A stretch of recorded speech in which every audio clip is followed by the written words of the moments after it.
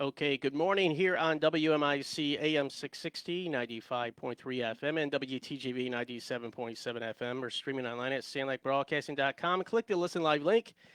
And we're also on our Sandlake Broadcasting Facebook Live on this Monday morning. Happy 420 on a winter Monday morning, by the way. I will check in with the weather forecast in a bit. We have some special guests here from Sandlake County Community Mental Health or Sandlake CMH. You can follow them on Facebook and on their website, sandlakecmh.org. We have Linda Keff here, yeah, and Brianna Galvin, right? Yes. ABA supervisor, what's that stand for? Applied behavioral analysis Which means, means it's the type of therapy that we use with individuals who have autism. okay, So just like anyone with like an emotional impairment, they would use like outpatient therapy or cognitive behavioral therapy. Applied behavioral analysis is the type of therapy that's proven to be most effective with individuals with autism. and your role? Yeah, I am here today as a parent of a child with okay. autism. Yeah, so we're here to talk about Autism Awareness Month. And so it's just for the whole month, right? In conjunction with Child Abuse, right? Yep. Awareness Month as well. hmm Yeah, and they do have one specific day. So April 2nd is really the day that it's nationally Mm-hmm. recognized. So it's Wear Blue Day, just like the Child Abuse Month, actually. So our colors coincide. But it really is the whole month. We talk about it as a month in general being Autism Awareness Month. But that day is the day that it's like really nationally recognized. Yeah. So, Linda, when did you become aware that your child had autism? Did you know right away, or? we started seeing some really unique things in him when he was learning to crawl. He wouldn't crawl. He wouldn't allow his legs to touch the floor. Um, he cried with certain pieces of clothing. It was nonstop. Like we were always trying to figure out what was going on. Mm-hmm. We noticed when he started to walk, he was walking on the tippy toes. As he got older, he would strip all the time. So we'd be in the middle of Walmart, Mm-hmm. and this kid is taking his clothes off because it's a sensory. Mm-hmm. So they don't like the feeling of certain clothing.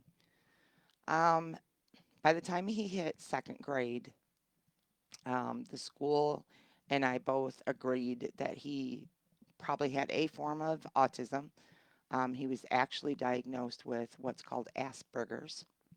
It's a high functioning autism. Um, Back then, we had limited resources, unlike what we have now, Mm-hmm. but I was on a 2 year waiting list just to be able to get the medical diagnosis for him. Wow. There was only one place in the whole area that offered ABA services of any form, and you had to have that medical diagnosis to get in there. So I waited 2 years to get the diagnosis. By then, he's already growing and he's doing really good. So I was then told I had him too high functioning to qualify for ABA. Yep. Okay. That's the thing. So there is Yes. different stages of Yeah, autism. so autism, you'll often hear ASD, so autism spectrum disorder. So there's different varying levels of it. So it's really it's a difference in our brain, right? Individuals with autism, it's an intellectual disability. So it means that there's various ranges of it. So JP was Asperger's, which we hmm don't use that diagnosis anymore, but anyone that had that diagnosis really identifies with that. They stick with that. So that means like really high functioning. So he's probably very, very intelligent, and especially in his niche areas. Yes. They kind of have their areas that they like, and that's not to say any person doesn't or any other person on the spectrum doesn't. But there is different spectrum, just like I said. So really high functioning is that really intellectual, and then we kind of go down the spectrum to our individuals that are going to require more care. They might not be independent in living, doesn't mean we can't teach them those skills, but they may not always need assistance with them. What's so Asperger's again? Do you want to explain exactly that entails, Um, based on your experiences as a parent? so he focuses like when he was littler, it was trains. So that's all it was. Just he knew everything that you could possibly know about a train. Mm-hmm. And then he would go to something different. He was more independent. He didn't want to play with other children. Um, Classroom settings were very frustrating because it was loud. They There's are loud though, and they can be. Well, and Yeah. these guys Yeah. often have sensory issues with smells, Mm. sounds, their clothing. So a sock that has a seam could feel like a pebble in a shoe, and you're walking on that for hours. Hmm. Just something so simple. Yeah. So for years, these were our battles. I can't say enough thank yous to the ISD and the social workers that I had, and for my coworkers, because, like I said, my resources were limited. We didn't have all of the stuff out there that we have now. And I think that that is the one thing that is so important to me is to tell the parents, you don't have to walk this journey alone. Reach out. We are there. We're there to help you. You don't have to do this alone because it's very overwhelming. Hmm. It's very frustrating because every time you feel like you get one problem solved, three more pop in. So it Um. can be very overwhelming as a parent. Yeah. And how old is the kid right now? He is now 21 Okay. Yeah. and he works and he knows how to cook and he's very, very independent. Yeah. Okay. Um. So ADHD, is that a form of autism? Nope, No. nope. That's a different diagnosis. Okay. That's Yep. totally completely removed Doesn't from mean it. they can't occur together, but Yeah. that is a different Yeah, diagnosis. I was curious, because I have a kid that may fall into that, but he's great kid though. Mm-hmm. Yeah, he's Hmm. he's cool. He just has a certain nuances. Hmm. I said and then one day he had pointed out, everybody maybe a little bit has autism. Well, and You know, that's why I said we're too, all like not normal. we So all have our quirks, our yes, niches, that's right, things that we exactly. like. So I, So, when I say that, I don't want to pigeon that hole to no, just individuals with autism because we all yeah, do, or we all have some sensory issues. We prefer certain socks or clothing or don't yeah, like certain textures.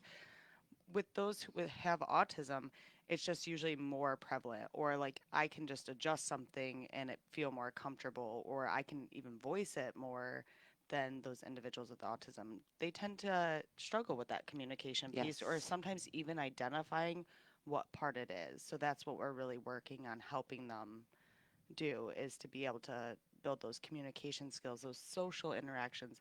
Sometimes social cues are really hard for them. So interacting with others, hmm they're not picking up on facial expressions, or they might just, I don't like your shirt, so I'm just going to tell you, "Hey, I don't like your shirt." And Yes. and they don't get that that's we could think that instead of saying it out loud. yeah. So really building upon those skills. So yeah, while we meet people that aren't on the spectrum that may do the same thing, lack of filter, that's what we call it, right? And they Yeah. may do the same thing. Usually they have a recognition of the difference between, like, hey, I could have thought that versus I said it out loud. Yeah. Yes. So, with you being in your position, was this a learning process for you, or is this something that you really wanted to So be in it's career still path? continuing. I Yeah. think it will always be a learning process for me because working with children and families, you are going to see differences in between. But no, it's been a learning process. So I actually was the supervisor of the children's department. So I did mental health, that kind of side of it. Not that this isn't mental health, but I did like social, um, emotional disturbances more than I did like the intellectual disability department. However, when I started my career back in 2014, I actually worked with individuals with intellectual impairment. So I had a few individuals with autism, but that wasn't my main focus, wasn't ABA focus. It was vocational, so work. But I have gone back to school for my BCBA, so Board Certified Behavioral Analysis. That's what supervises our techs that work in the ABA department, who are amazing. Um, and I have one class left for that, and then I have to take my certification test. So it's really been a building process that I have leaned heavily on my supervisor for. She's been great in helping. But I'm definitely very passionate, anything working with children. And then I like that population that needs that Yeah. extra care, Yeah. that And extra advocacy. so you learn something new every time, right? With individuals or every I think day. every day I walk in Yeah. that building, I learn something Yeah. new. Same thing with you. I mean, do Oh, you learn something every still, day from your kid? It's like, I absolutely. better write that note down. It's like, It has yeah. really been, even though it's been a struggle and it's been quite a journey, um, I wouldn't trade any of it for anything. I Yeah. have learned so much from him. he has this compassion that I have never seen. And he just loves everybody. He doesn't see the differences. Mm. So if you had orange hair, it's fine with him. Like he doesn't see that. He sees how you treat other people. That's what he sees. Okay. So Yeah. he's just an amazing young man, and it's such a pleasure being his mom. We need more people like that, then decent human beings. So yeah, Yeah, he Mhm. yeah. is. So, all right, we're gonna check in with our weather forecast. We need some decent weather that's coming. Graf Chevrolet is bringing you this weather forecast. We'll be right back.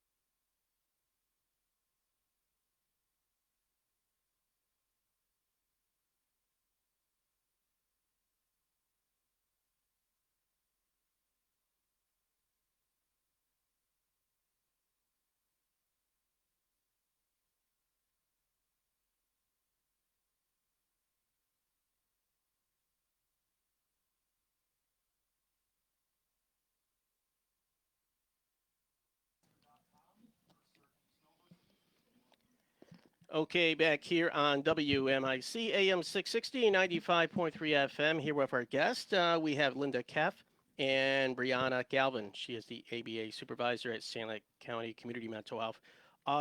You're located there. You have the office there, I right? do. Yep. So there is a department that specializes with autism. There is. Yeah. Yep. We call it center, like in-house center. So we have our work area. So our technicians all have their own little area within that work area. And then tables in the middle where we can do some like table learning. And then we have a huge sensory room that even has like a playscape in it. And we do a lot of naturalistic teaching there. And the kids get to have their sensory fill there too, as well. Because like Linda said, our kids are really sensory orientated. So yeah, we're all working in there. We have different schedules. So we have the morning group that comes from 8 to 11:30. Then we have a group of littles that come 11:30 to 2:30, and then a 12:30 to 3 group, and then our older kids are 3 to 5:30. Okay, so has your kid been involved with Sand Lake CMH? No, No. no, Okay. no, because he didn't. Before we got the grant, the CCBHC grant, Hmm. we had to follow those Medicaid rules, and we didn't qualify for those services. But Hmm. they really, by the time they actually started within the agency, he was way past all of that anyhow. He was Okay. much older by then. Yeah. All right. So you have notes here. Do you want to bring up? Oh, No? we went over most of Okay, them great. already, but yeah. I've noticed now too, especially on some of our streaming channels, that there are more shows talking about autism. Hmm. Or there was the show called The Spectrum. There's one of those shows. Yeah. There was another a funny show where the kid was highly functioning, but he could he still had his autism. I guess behaviors in there, but Yeah. very functioning in high school, wanting a girlfriend now. He was growing into that, but I'm seeing that there's more shows or even reality shows that are dealing with this. I Yeah. guess folks who deal with this. Which is great. It's just Yeah. another piece of bringing that It, awareness to yeah, it. because I think it makes you understand it a little bit more easier and maybe how to approach or even deal with it. So because some don't, some think, oh, they're just nuts, and he goes, no, that's not what it is. As you understand it Yes. more, right? Or So they're scared. classified as they're rude, Yeah. or they're not being rude. They're just being brutally honest. Yeah. Yeah. And that's that learning curve of we can learn to think it without saying it. So Yeah. So he's doing good though, right? he is Yeah. doing Yeah. amazing, Yeah. like just amazing. He graduated from high school, so he actually got his diploma, Hmm. and that was huge for him. So just amazing. The resources that are out there now are just, I would have just done anything to have half of them. Hmm. So it's just wonderful, and I can't say it enough. Parents, you don't have to do this alone. You don't have to walk this journey, this path alone.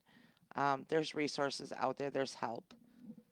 So how Um, do they get help? Where would they start Yeah, off here? so when our kids are in ABA and even outside of ABA, actually, we have family skill training. So, really, in the ABA program, the BCBA or the BCABA would be meeting with the family to talk a lot about the techniques we use in ABA therapy.